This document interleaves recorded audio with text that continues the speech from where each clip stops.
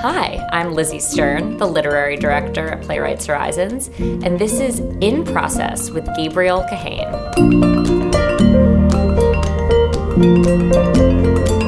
In high school, I sang in the choir with all the Mormons from Rohnert Park. Thank you so much for joining us. Of course, it's my pleasure. So happy to sit down and chat with you about your beautiful pieces, which you can tell us about. You have two of them, Book of Travelers and Magnificent Bird. Yes, so these are two pieces which are sort of each in their own way preoccupied with the relationship between technology and our increasingly fraught relationship to technology and the human experience, the ways in which we relate to each other, the ways in which we relate to ourselves. The pieces are being presented, if you want, in reverse chronological order. The more recent piece is called Magnificent Bird, and it's also the one that takes place more recently, and it's a chronicle of a year that I spent entirely off the internet. And while that's sort of the container for the piece, I think it's much more an investigation of being human, and particularly there's a lot about grief in the piece and different modes of grief having to do with climate grief and the grief around this kind of like shattered body politic, our inability to see ourselves in each other, the grief for a kind of like pre-9/11 innocence, faux innocence, nostalgia, and then also just the grief for people we lost over the last couple of years and continue to lose. I mean, the story of humanity is also a story of grief and loss.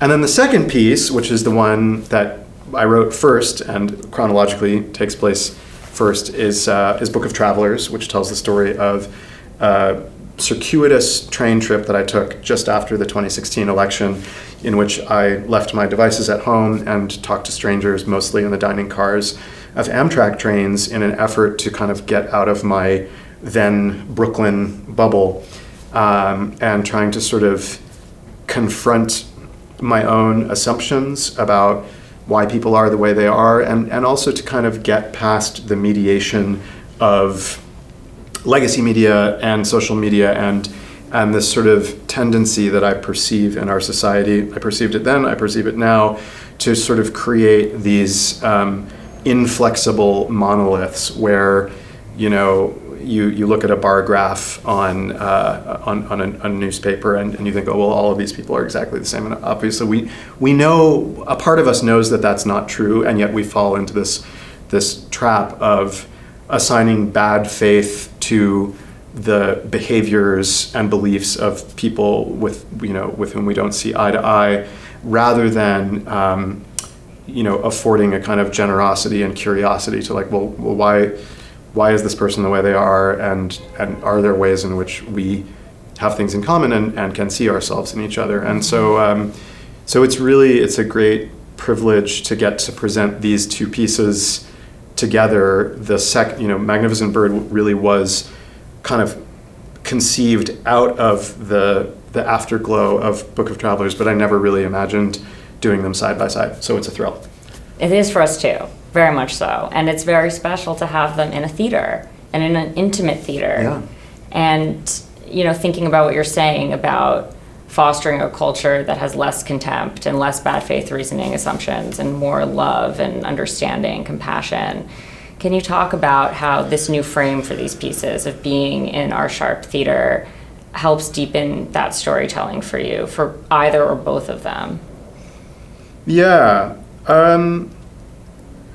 Well, that's a great question. Well, just, to speak to the issue of, a project or a politics of love, it's really kind of unsexy right now to talk about a politics of love.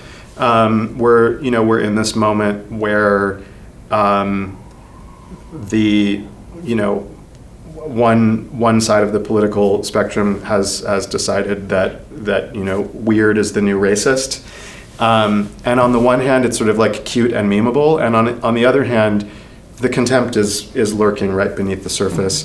And anytime I think anyone attempts to sort of inject into the discourse the notion that we should evince curiosity about the other side. And to be clear, this is happening, on both sides of the political spectrum, and it is totally asymmetrical. And I don't mean to appear both sidesy.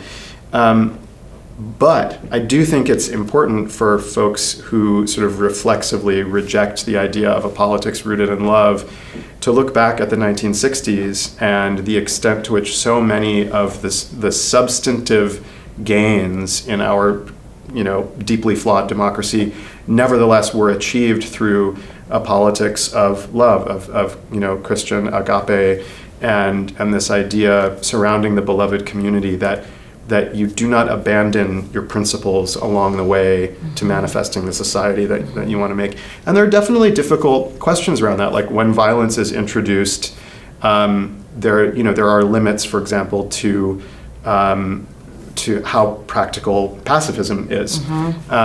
But I think we've gone so far in the direction of this kind of loveless politics. And, to be totally frank, there's when you ask the question about what does it mean to be bringing these pieces here, I think as artists, we very often think about sort of triangulating between ourselves, the thing we're making, or maybe it's quadrangulating. There's the thing we're making, there's ourselves, there's the space in which we're making it, and the people for whom we're making it. And I think there's always a desire to sort of meet people where they are in order to challenge them. And I think that, so often we're in the habit in big cities of kind of politically preaching to the choir. And I think we're at a really interesting moment vis-a-vis the kind of recalibration of our ideological spectrum and realignments and de-alignments, where I think that there are aspects of these pieces that really are not preaching to the choir.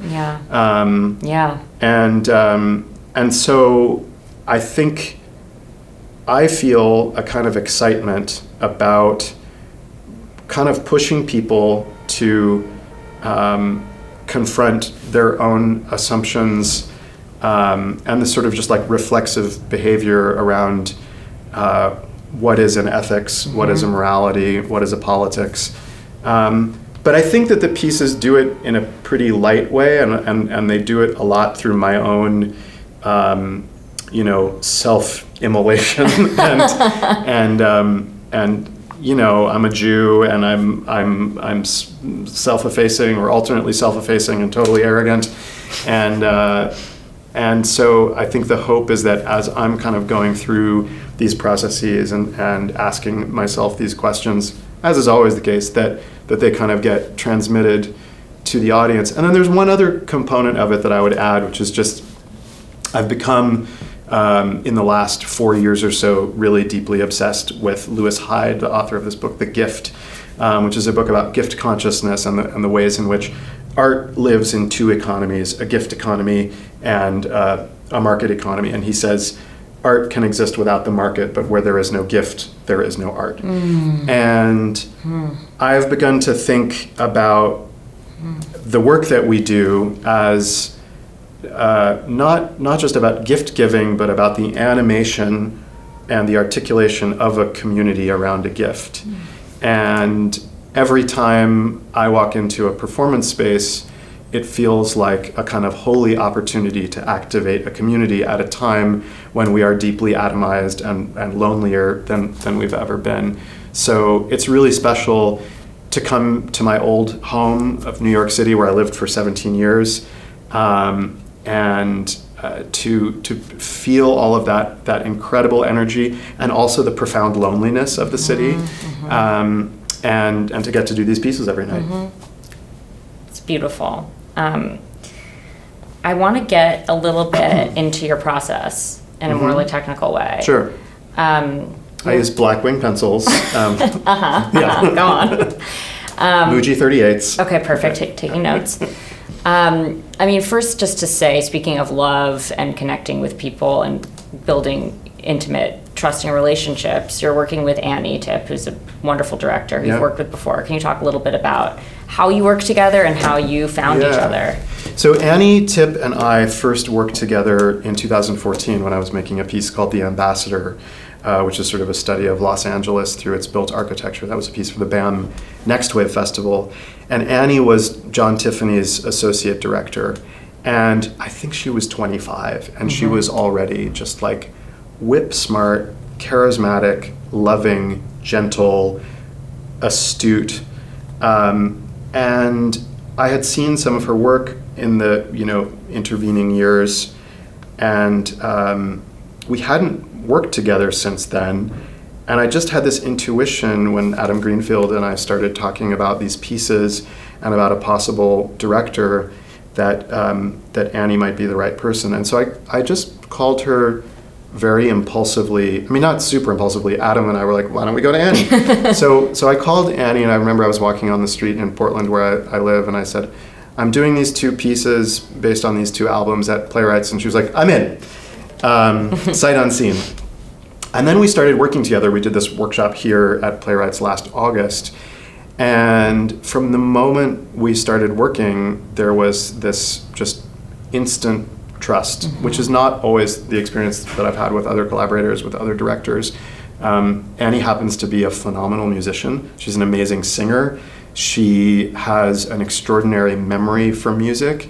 And I think it's, without throwing shade, I think it's too often the case that people in the theater direct music theater without having a deep relationship to music. Yeah. And boy, does it make a difference when your primary collaborator not only speaks the language deeply, not in a technical sense, but like in an emotional and theatrical sense, such that they really trust when music can carry something and when a lyric can do the work. And that's something that happens a lot in these pieces where we're really kind of challenging the audience to pull information equally from songs and spoken text, and there's not a lot of doubling between the two. We don't tend to either say, and now we're going to sing about it after we've just described what the song is, nor do we do that retroactively. And I think so there's that sense in terms of speaking the same language, but she's so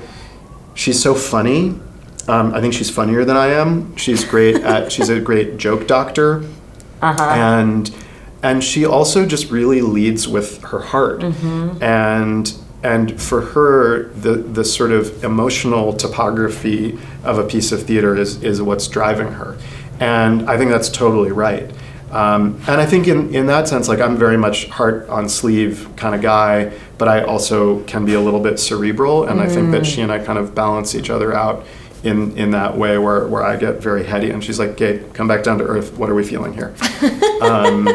And she's just, she has an amazing bedside manner. I've never felt less defensive about someone getting up in my business and wanting to give me notes and suggesting cuts. And I'm like, yes, all of it. We had like a very brief disagreement earlier today about a little cut, and she was right. And it's interesting. Speaking again about process.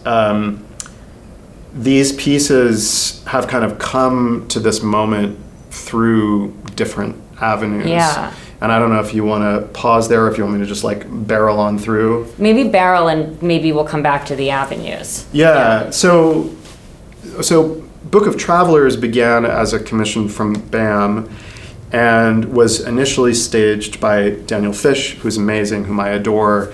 And Jim Findley had done this incredible 36-foot video design that ran from, downstage right to upstage left. And Daniel kept saying, like, Gabe, I think you should talk more in this piece. I don't know. I feel you should talk more. And for whatever reason, I was like resisting, and I don't know why I was resisting, because like this is a piece about people encountering each other on trains and talking to each other. And so there was a kind of one austerity to it, and like an austere beauty. And also I think I just wasn't really ready, and I actually asked at a couple points, could we like push this back by a year? And the message was like, no, let's do it.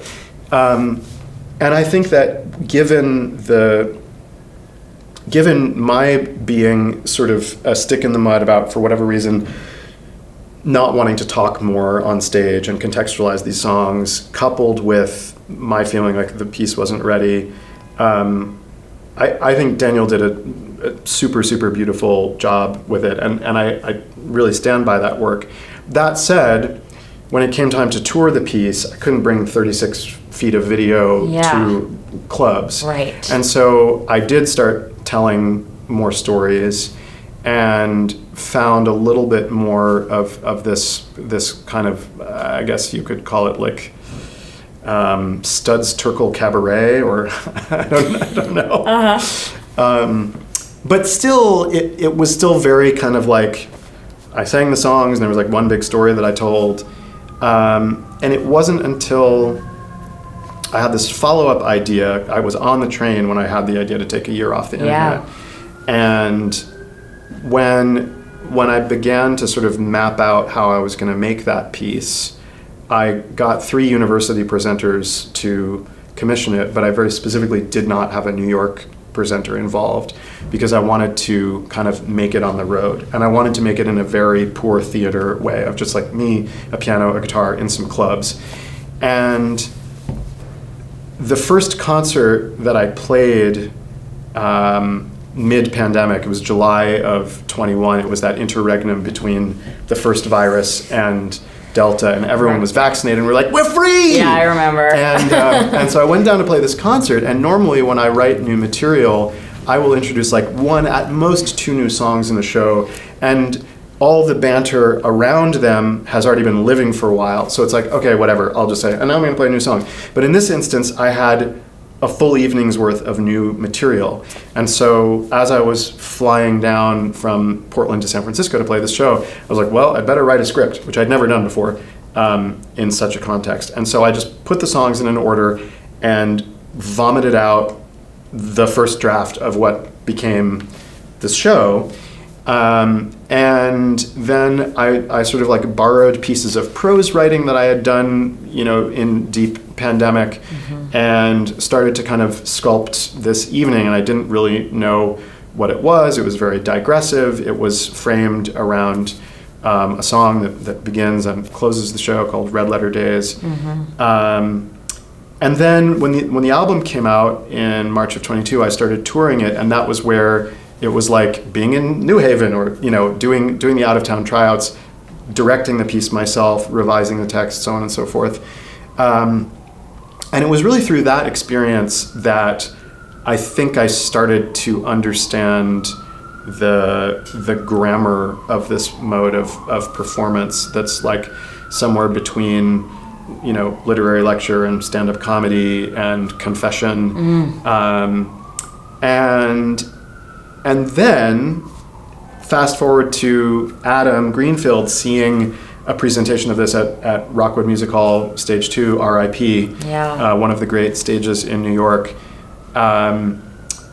When we began talking about the possibility of bringing these pieces to Playwrights, there was this notion of trying to bring more of the Train project into the middle of it as a kind of big novelistic gesture, and it just broke the piece. It just made it not work. And then we had a meeting where we were like, what if we just did the 2 pieces in rep?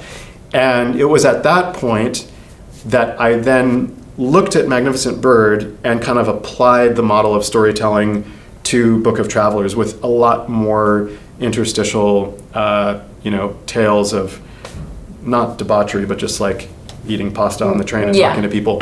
And Annie was really instrumental in that August workshop in kind of drawing out of me these stories. She just had all these questions. She was like, and what were you doing on this day? And like, well, how did you feel when this person said this thing about how their wife liked to eat dogs? And so out of that experience, that's the little debate reference for I got it. Yeah, we were actually just talking about that before.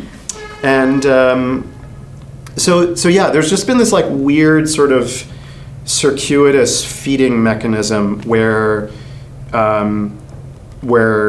we kind of injected some of the theatrical DNA of Magnificent Bird back into Book of Travelers. And there remains this sort of question of like, what will it actually feel like to see these two pieces back to back, because no one has ever seen them, and we will do them back to back for the first time on Sunday. And this is precisely the kind of dirty laundry that you want aired for Playwrights Horizon's audiences, that we are just making really deeply impulsive, shoot from the hip decisions about our artistic season. Yes, that's how we like to do it. Yep. Yeah, absolutely. That's our method. Yeah. That was an incredibly rich overview of your dramaturgical process and your writing process. I want to now narrow the aperture a little bit around one or two songs, and how you constructed them. Yeah. There are a lot of songs I could ask you about, and I have many favorites. Yeah. I think Craigslist Leader is probably the one that feels the most, how the hell did he do this? So I'm curious if that's an inspiring prompt for you to get into that on a technical level. Yeah, well, it's funny you should ask about that one, because that's a song, Magnificent Bird. Broadly speaking, these two pieces are drawn from these two albums called Magnificent Bird and Book of Travelers. The excerpt from Craigslist Leader that you're referring to, Neurotic and Lonely, is not from either of those albums, and is actually from a piece called Craigslist Leader that I wrote back in 2006 when I had no gray hair.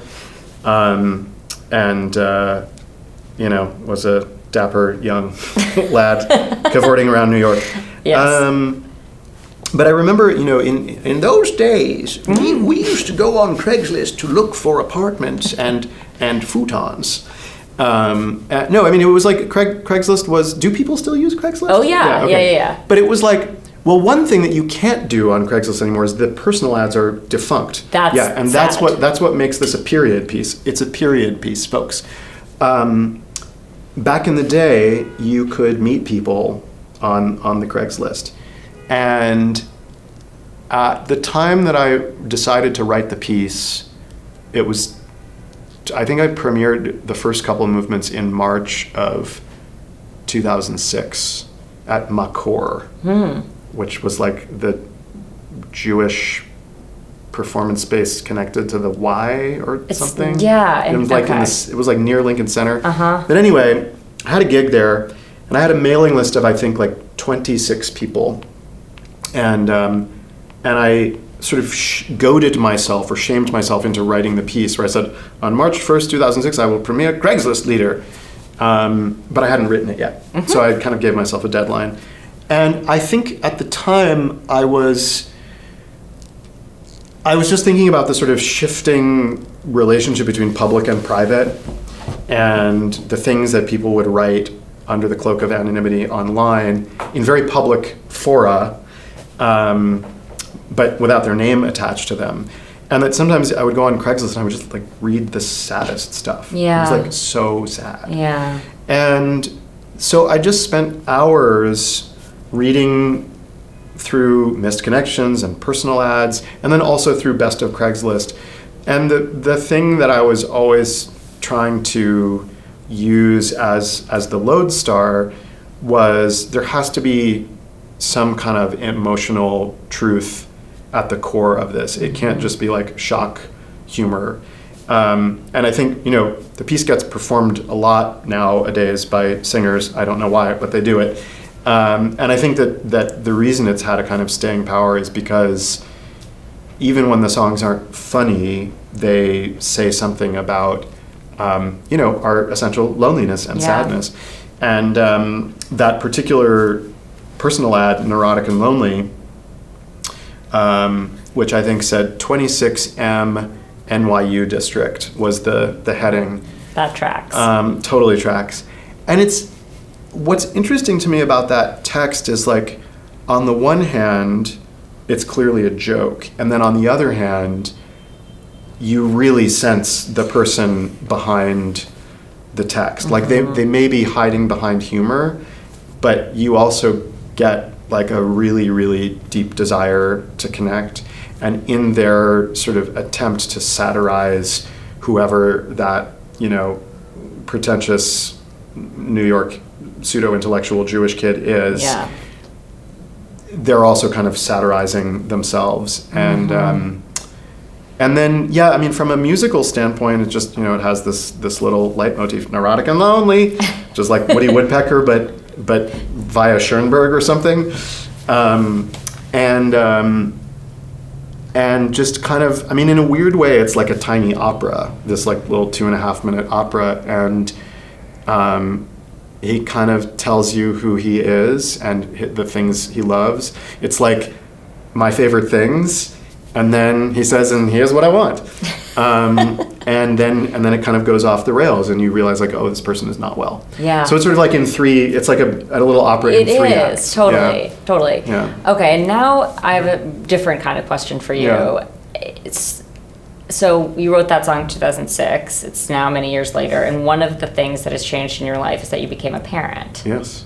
And being a parent is an important part of Magnificent Bird. Yeah, it is. And my life. And of your life. Yes. And I know this is a question that feels unanswerable, but I do want to know how being a parent has changed your music writing and your performing. And it could be in an emotional way, in every way, and then also in a technical way. Like you can only write music for these hours of the day.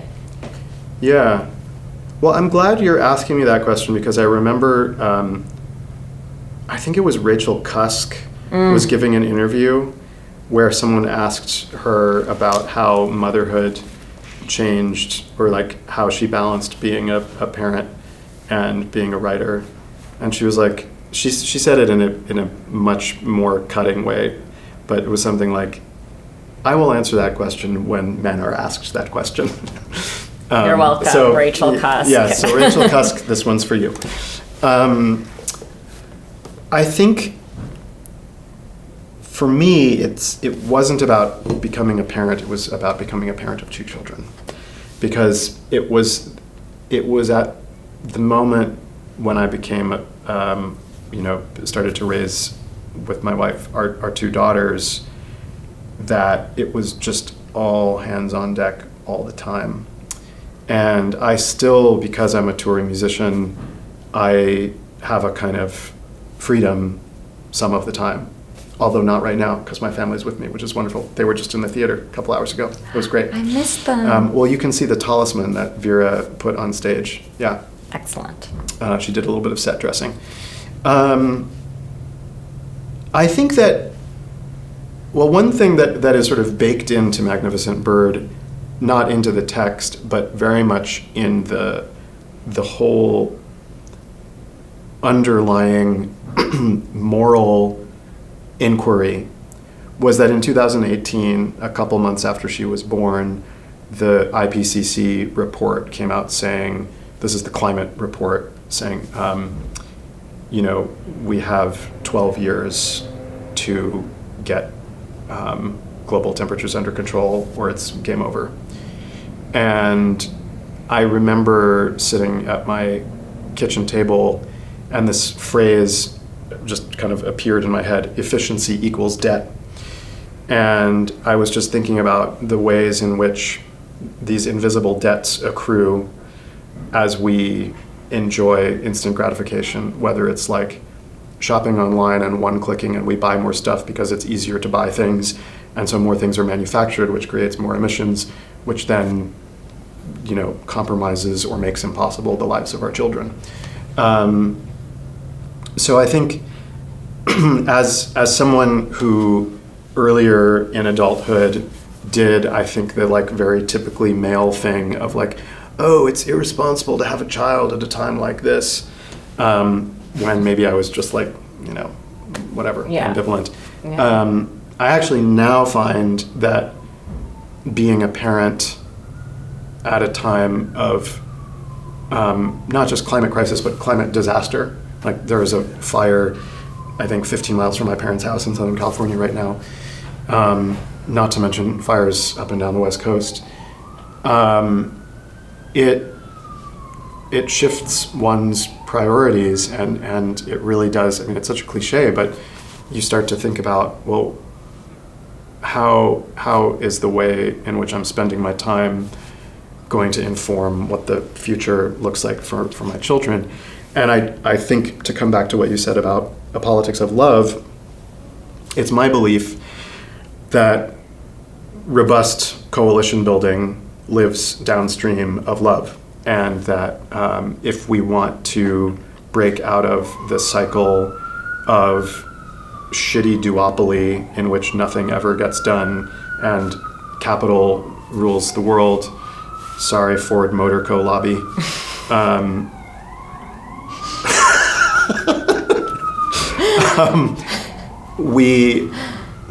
you can't build a coalition with people without some semblance of love, which is like looking into someone's eyes and seeing a piece of yourself in them.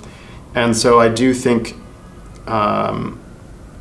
that there's a way in which opening someone's heart in a theater is actually the most radical political act that there is. And it is, I would argue, and maybe this is just to justify the work that I do, but I would argue that it will always be more radical to do that than to offer some kind of ideological tirade, either towards someone who agrees with you or disagrees with you. So I kind of think that, to sum up, being a parent has made me recognize that at the core of what I'm trying to do, in addition to making people laugh and cry, is to just lift up this idea that we only have one planet and we only have a limited time on it, and so we have to figure out how to love each other better. Thank you. And don't miss Gabriel's 2 shows now playing at Playwrights Horizons.